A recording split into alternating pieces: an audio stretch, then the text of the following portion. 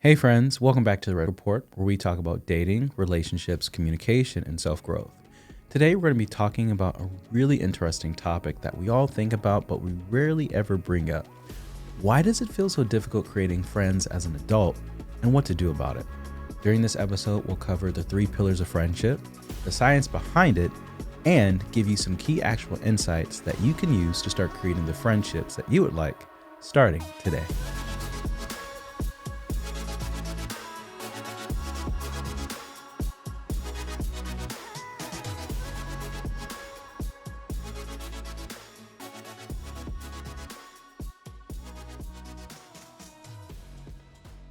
Thanks everyone for coming back to the podcast. Today we're really going to be talking about some really interesting key topics. And that is, why is it so difficult to create friends as an adult?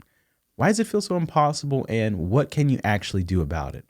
So when we start talking about this topic, I think it's really important to first take a moment to just think, right? When was there a moment in life where you had a lot of friends?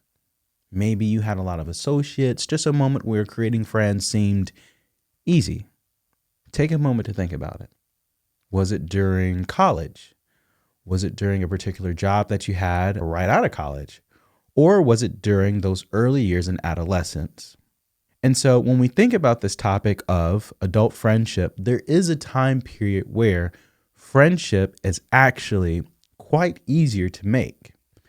That time period is through adolescence, between the age of 8 and 18. And I'm going to explain why. The reason why that's such a good sweet spot to create friends is simply because you are put into an environment, an ecosystem where friendships can be maximized. For example, between the age of 8 and 18, you're surrounded by people who you're at the same age, going through the same life experiences and same milestones. You're experiencing prom, homecoming. Some of them you're even taking the same bus, having the same schedules, learning the same curriculum. Even outside of that, you may be on the same sports team, football, baseball, basketball. Maybe you're in the same play, or you're in choir and band.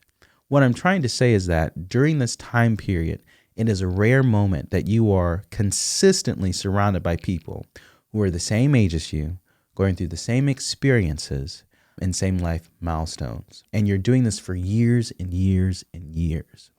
And so during this time, we're not saying that it's guaranteed for you to create a friend, but it is an environment that helps maximize your opportunities for creating friendships.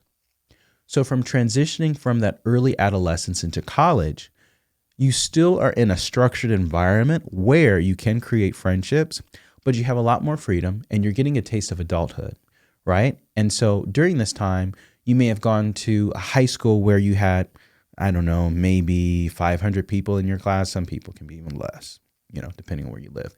But from there, you go to a university where you're surrounded by thousands of people from all across the world.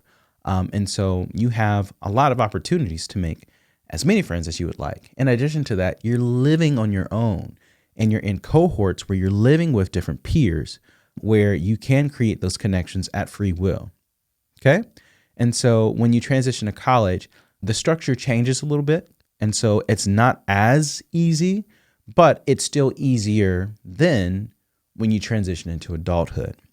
Now, there is a transition period from the age, I would say, 24 to 26, where you're still having some of those friendships. Those group chats are still open. You're still connected to your friends in college. But there is a significant shift between the age of 26 and 30, where you start to get into this rut, where you start to get into the flow of life, right? You go to your job, you come home, you go to the gym, you pick up groceries, you turn on your Netflix, you get into this rhythm, this routine of life where you start to recognize, so this is what life is right now. This is what the season is of being an adult, where you're not put in these environments that are curated for you to make connections. You have to intentionally go out there and make the connections yourself. And so we've talked about the environments that really allowed us to have really close friendships, environments that really elevated and maximize your opportunity for creating friendships. So that's the first thing to know. The reason why it may be harder for you to create friends is not because there's something wrong with you or anything like that. It's that your environment has changed, One thing to also keep in mind when it comes to friendships are common adult friendships misconceptions, right? There's four key things that I want you all to know when it comes to adult friendships. One of the key things that we often do is we associate associates as friends.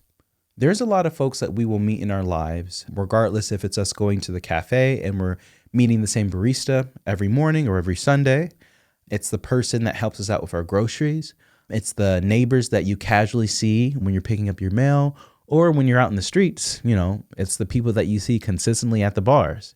Those are usually people that you meet with transactional interactions. And oftentimes when we think about us having friends, you may think, oh, I'll invite this person over, or, oh, I'll confide in these people, assuming that they're friends, but a lot of times they're just associates. So when it comes to friendships, it's really important to understand the difference between an associate and a friend. Waiting versus creating opportunities. When it comes to having friendships, a lot of times we feel as if it's on the other person to invite us to a party, to set the tone, to set the pace, to be the one to reach out, to text first, to call, to ask you to hang out. But a lot of times when it comes to creating these friendships, you have to be intentional. There's times and there's moments where you'll have to be the one to reach out, to extend and say, hey, I haven't heard from you in 6 months. You want to get coffee? Or hey, there's a skating event going on. Or hey, there's a movie that's going to be playing at the matinee. It may be on you to be the one to lead and guide that friendship. It's not always going to be in everyone's capacity to show up the way that we would like them to. Sometimes people are only able to give 10% of maintaining a friendship, while you may be in a place in your life where you can give 90. And so it's just important to recognize that waiting around for friendships to happen is not going to be something that's going to create fruitful relationships. You're going to have to get out there and actually create. Number 3, expecting effortless friendships to just be a thing. Friendships are often not just effortless. Of course, you can have someone that you vibe with like soulmates in a way, soul sisters, soul brothers, whatever it looks like. That is possible, but those relationships still require intentional planning, being emotionally supportive, showing up for them during their bar mitzvah, graduation, birthday celebrations, whatever it is. You still have to show up. There is some level of effort that has to be put towards that friendship. You can't just assume that it's just going to be a friendship regardless of what you do. You have to actively be a participant in that friendship. And when it comes to creating friendships and maintaining friendships, there is a consistent momentum you have to keep with those people. Doesn't mean it has to be a day-to-day thing. Maybe it's a weekly thing or bi-weekly thing, but there has to be a give and a take when it comes to maintaining those relationships. It is not effortless. Maybe the energy between you two is easy, but showing up and creating that structured environment for that relationship to thrive, that's something that you have to focus on as well. And number 4, taking fade outs personally. When it comes to any sort of relationship, especially in friends, there are going to be moments and iterations where people come in and out of your life. Now, it's important not to take this personally, because one thing we have to recognize is that sometimes life is lifing, okay? Sometimes you'll get married, and sometimes you'll get a divorce. Sometimes you'll get a new dog, a new job, you move, you have to take care of your parents. Whatever it looks like, sometimes life is lifing, and sometimes there are new priorities that come into your life that you need to solely focus on for your journey, right? We have side quest missions that we have to accomplish from time to time, but a lot of times we still have our main quest. And when we are pursuing that main quest, it doesn't mean that these side missions don't matter. It doesn't mean that these people along the way don't matter. It just means that your gaze has shifted and you have to really focus on what you're doing at that time. Do not take it personal. This is going to happen throughout life multiple times where people are going to be in and out. And it's important for us to have grace and flexibility when it comes to friendships, because someone is not going to always be able to be there your entire duration of your life. There's going to be moments where people have their own journey and their own stuff. And again, it is important for us to just be open to that and to not take it super personal. You don't want to become jaded. but be flexible to allow them to come back when they're ready. Okay? So the next topic that we can talk about is, why do friendships change in the first place? Why is it that we do have these influx of people coming in and out of our lives, right? Well, first thing I want to say is that when it comes to these friendships coming in and out of your life, this is something that you're going to experience probably between the age of 26 well on for the rest of your life, up to the age of 60, 65, and above and beyond. If you make it to the age of 100, that's awesome. But again, friendships will come and go. And the reason why is because, well, there's actually a term for it. It's known as the great scattering. And these great scatterings are essentially moments where people will come into your life, you'll build these bonds, you'll build these connections, and then they fade out. And this will happen in multiple iterations of your life because you are always changing and your friends are always changing too. Circumstances come and go. This is just how life works. It is the process of friendships. It comes with it. And it's honestly the process of life. And so when you have a friend that you're really close with, know that that's an amazing and awesome connection, but also know there may be a moment where you have a different season and they may not be as present in that season. They may not be able to show up. Life, again, is lifing. And they may have circumstances that have been introduced into their lives that take priority. And you may also have the same thing. You may be tired. It is very challenging to want to have the body that you want, have the mental health that you require to do the day-to-day, take care of your home, take care of your pets, show up and excel at work, make time for travel and vacation, make time for your family. And in addition to that, make time for a friend. It's a lot. And so for those that are able to do that and have the space to do that, that's amazing. But everyone doesn't have the capacity. Okay? So just recognize that in these great scatterings of your 30s to your 40s, 40s to 50s, 50s to 60s, it's just something that comes with it. And don't take it personal. Allow people to come in and out of your life. So next thing that I think is also important to talk about is, how do you know when friendships are possible, right? And through that, we're going to talk about the 3 pillars of adult friendships. Number 1, proximity. When it comes to friendships, there was actually a research case done by Kansas University that said that when you would like for someone to be considered a casual associate or friend, it requires about 50 hours of you being in close proximity to them. When you want to consider someone a friend, it requires about 90 hours for you to be in close proximity to them. And then if you want someone to be considered a close friend, it requires about 200 hours for you to be considered or consider someone a close friend. And so this was based off of a research study. And so basically, when we talk about proximity, it essentially means that if you see someone consistently, your odds of being friends with them is drastically increased. And your capacity to be friends with them is also increased a lot more.